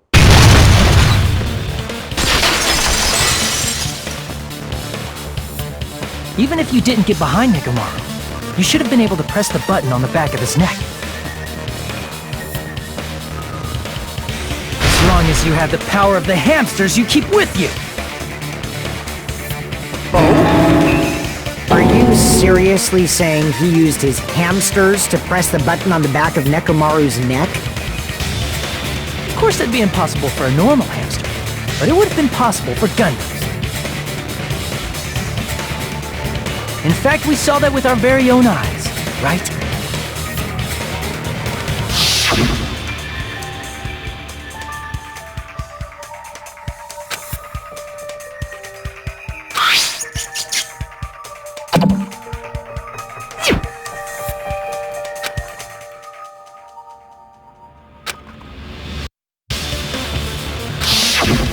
Now that you mention it, after Ibuki was killed in the music venue, one of Gundam's hamsters retrieved the piece of wallpaper from the baton lighting, right? Hey, with your friends and their exceptionally smart brains, it must have been possible to secretly get one of them behind Nekomaru and press the button on the back of his neck. How about it, Gundam?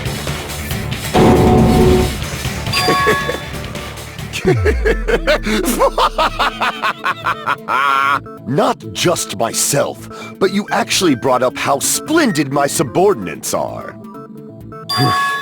I have no recourse but to admit it. Admit it? Did you say you admit it? It appears I've obtained a one-way ticket to hell. Fine! Then you must trample me underfoot and advance. Victory can only be built upon a foundation of corpses. You cannot find peace without sacrifice anywhere. Now, trample this life. Trample it as though it were mere trash on the side of the road. Pull the curtain strings of this worthless performance with your own 2 hands. Here's everything that happened in this case. Let's first go over the many tricks the killer prepared before they committed the crime.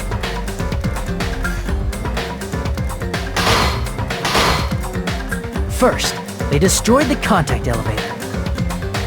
This separated Nagito and the others in Strawberry House from our group in Grape House. Next, they lured Nekomaru out by himself by turning back all the clocks in the funhouse by 2 hours.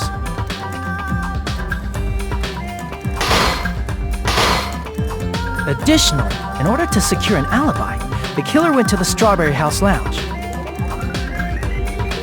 and set the wall clock's alarm to 5:30 a.m.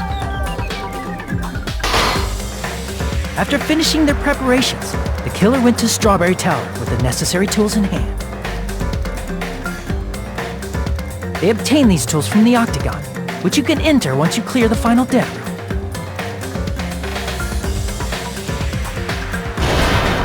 This means the killer discovered the secret of the funhouse faster than anybody else.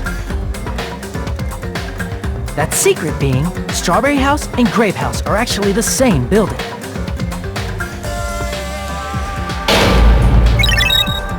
On the morning of the incident, Nekomaru woke up and headed over to Grape Tower for a specific reason.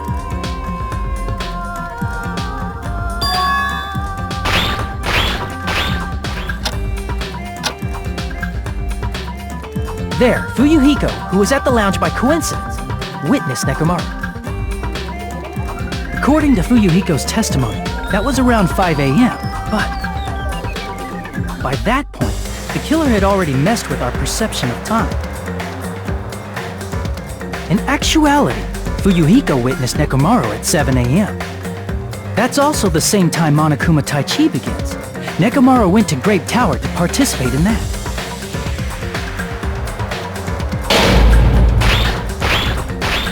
However, because the contact elevator was broken, Nekomaru was unable to go to Grape Tower.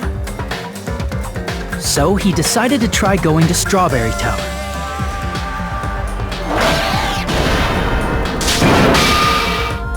But the killer was waiting for him there.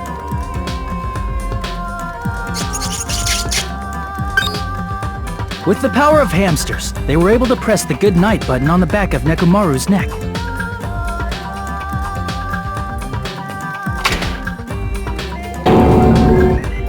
This forced him to enter sleep mode, rendering him immobile. From there, the killer began preparing to use the ultimate weapon.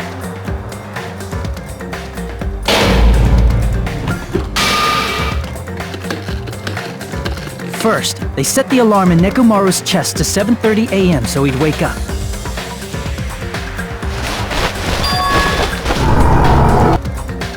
Then they tied him up with a metal wire, tied the tip of the wire into a loop, and hung it on the doorknob.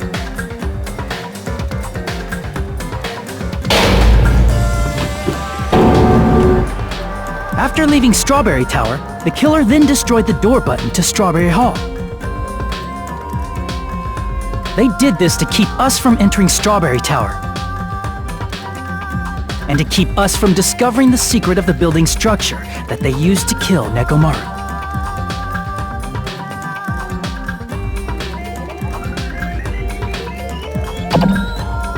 Then, they used the secret octagon passageway to travel to Grape House. After arriving at Grape Hall, they pressed the button to open the door to the tower.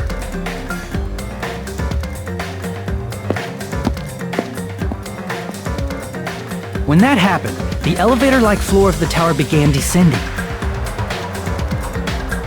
And Nekomaru's body was still inside, dangling upside down in midair from the wire.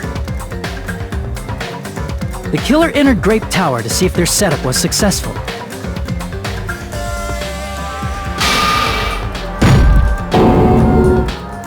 And placed a hammer on the floor to look like the weapon, then wrapped a chain around the back door.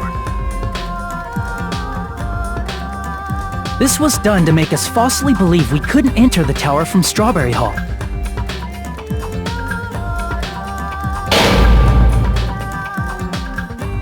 With this, the killer finished their setup and tried to go back to their room using the secret passage, so they could craft their alibi when Nekomaru died from the fall.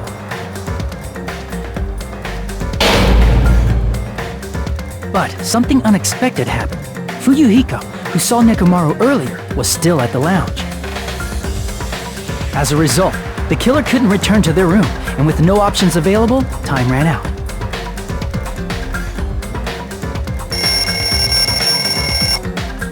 The lounge's wall clock alarm started ringing at 5:30. Well, actually 7:30. To avoid a worst-case scenario, the killer was forced to appear in front of Fuyuhiko with the others.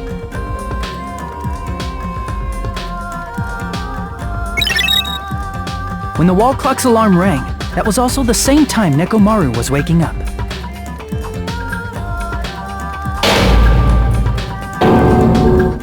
He woke up while he was still hanging upside down, so he couldn't help but sway his body powerfully. Originally, the loop of wire was only supposed to slip off the doorknob. But because there was a heavier load than expected, the doorknob ended up breaking.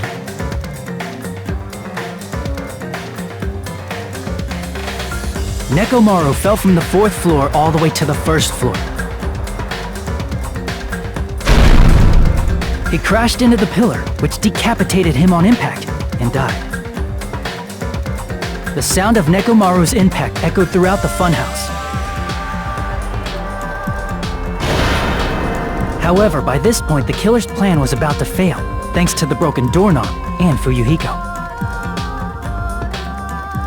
Meaning, the killer is someone who wouldn't have heard the alarm if they were in the deluxe room. They also wouldn't have been able to return to their guest room, because Fuyuhiko was at the lounge.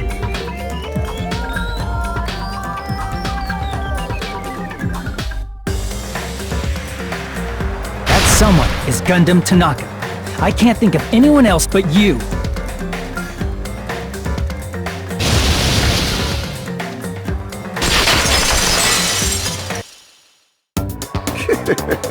Splendid. That was splendid! For a mere human, you did quite well. Stop. Stop it already. Stop using weird words to avoid the truth. Or I'll friggin' kill you myself! I cannot believe it. I just cannot believe. You killed Nekomaru? I cannot believe something like that! You don't wish to forgive me? Do you feel regret? Then finish it! Cast your impure votes for Gundham Tanaka! My beloved, deadly foes, let the voting time begin!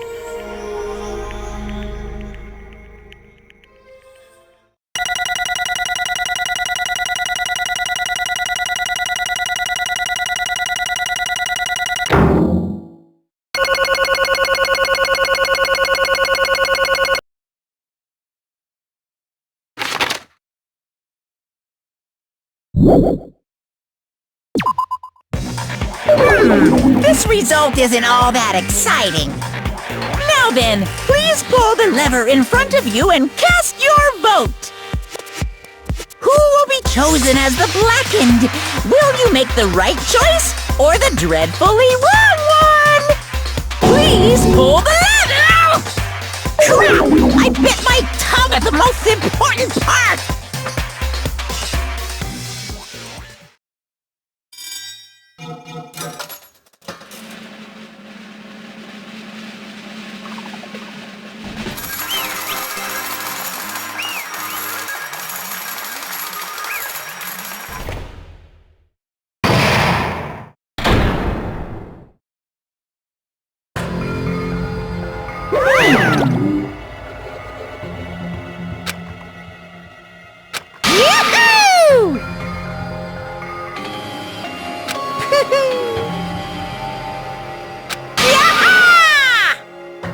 Nice! Now then.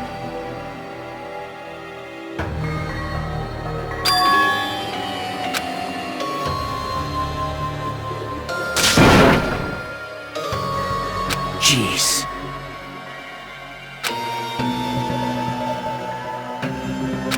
Fall, my tears.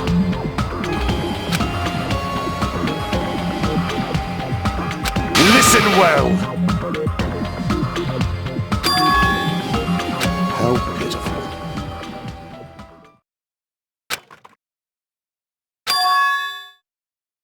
Fine.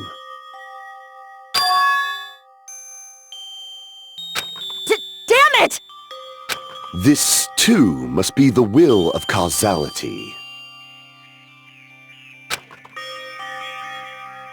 You. Let's make history.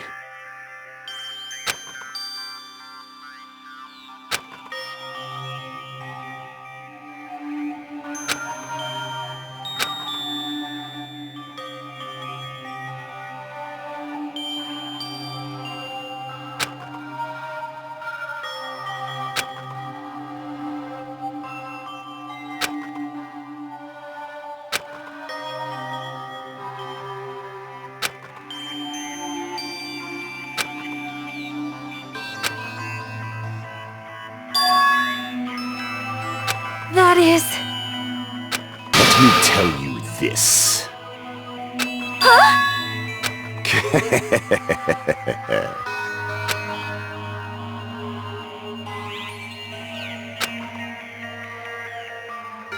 I can see it!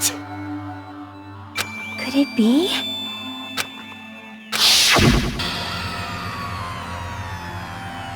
Sensing even my subtle killing intent, as expected of you, Nekomaru. The scorching, stinging, tense atmosphere. I've been a team manager for so long, I'd nearly forgotten this. This is great! What a comforting atmosphere! That's a great one. And what is your reason? Do you intend to resolve this situation by killing me? I am the Warlock, Gundham Tanaka! Heroes, Lords of Darkness, and even the gods themselves flee from me! I need not cling to any trivial reason. I'm simply going to kill you because your very existence is an annoyance! You'll drench your soul with evil until the bitter end, huh? Splendid! In response to your spirit, I shall kill you with all of my might! I won't go easy on you! Don't even think about holding back! Don't waste your breath on cowardly tactics! Give me everything you got! Nekomaru Nidai, your blood will drench the foundation of my empire! That is...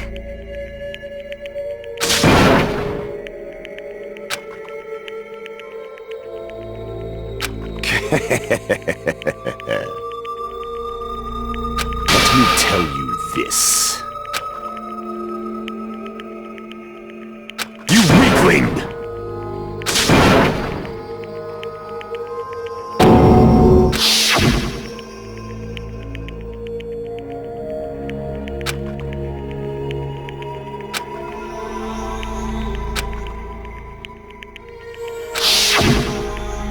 Fall, my tears. If you flinch, you will die! Let me ask. Fine.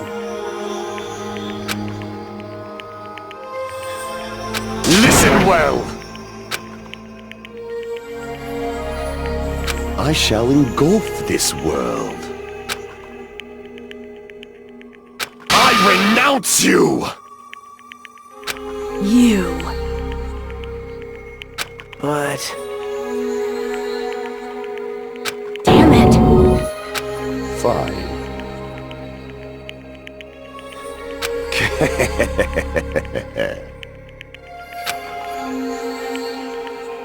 Fall, my tears.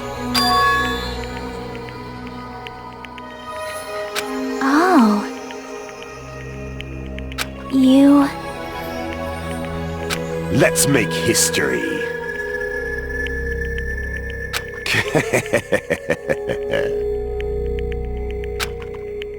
Well?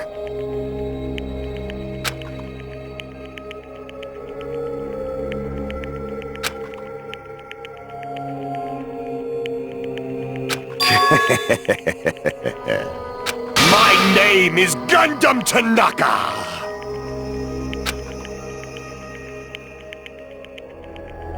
Fade like dust in the wind.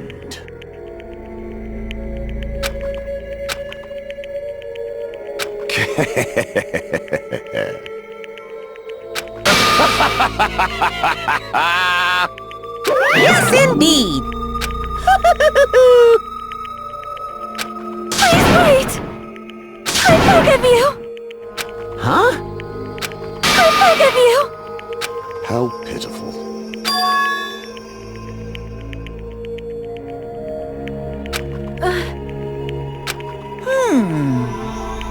Fine. What is it, my four dark devas of destruction? Are you worried about me?